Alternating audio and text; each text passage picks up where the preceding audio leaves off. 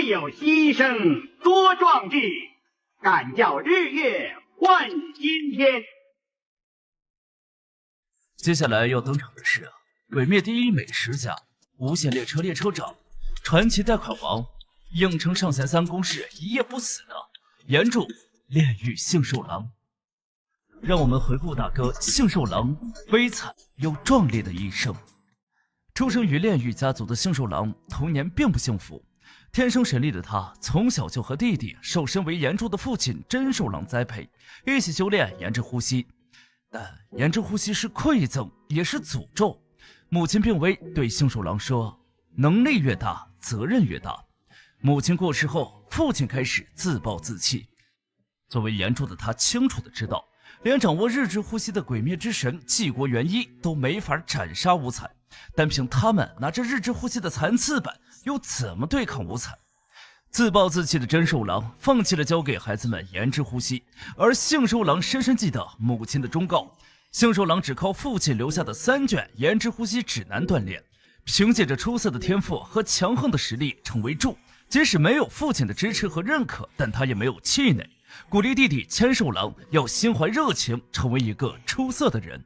成为甲级队员的杏寿郎担任甘露寺蜜梨的师傅，辅导其训练，并给蜜梨送了雨枝当作庆祝，并对蜜梨说，以后我们是同袍，不是师徒，我们该一起努力，一起进步，把保护人类、斩杀恶鬼当作一生的信条。主公认为杏寿郎是在不久的将来会扭转鬼杀队的命运之人。杏寿郎为了证明自己有成为柱的实力，与蜜梨一起前往帝都，并遇到了下弦之2等佩郎。佩郎在还没有成为下弦时，就遇到过杏寿郎的父亲真寿郎，被打得落花流水。为了一雪前耻，佩郎不断的努力往上爬，不仅成为了下弦之2，甚至还有了 AK47 步枪。在认出杏寿郎并非真寿郎后，讲了一次武德，还使用了冷兵器和杏寿郎对战。杏寿郎一边保护民众以及队员，一边进行战斗，最终以9之刑斩杀了佩郎，保护了帝都的民众，并且也证明了自己的实力，顺利成为了柱。接下来的剧情就广为人知。祝贺会议在对炭治郎的审判中，听闻灶门兄妹的遭遇，深感悲惨，但长期以来对鬼的憎恨和厌恶，仍然主张将祢豆子斩杀。杏寿郎的高光时刻是在无限列车篇，无限列车短时间内就失踪了40余人，派去的几位剑士也同样失去联系。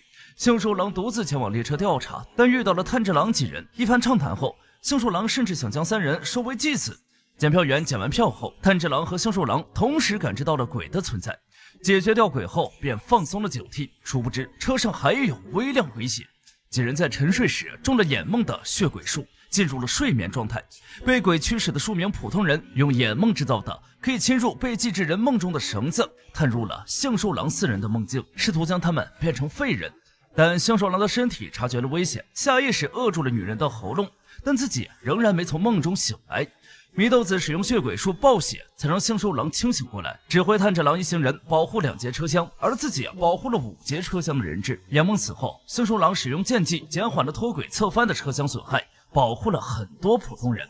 但在此时，无惨派遣正在附近的伊沃座前来，刚见面，伊沃座便想杀死炭治郎。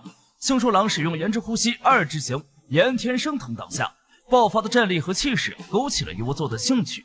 伊沃座不断邀请杏寿郎成为鬼，但杏寿郎并不同意。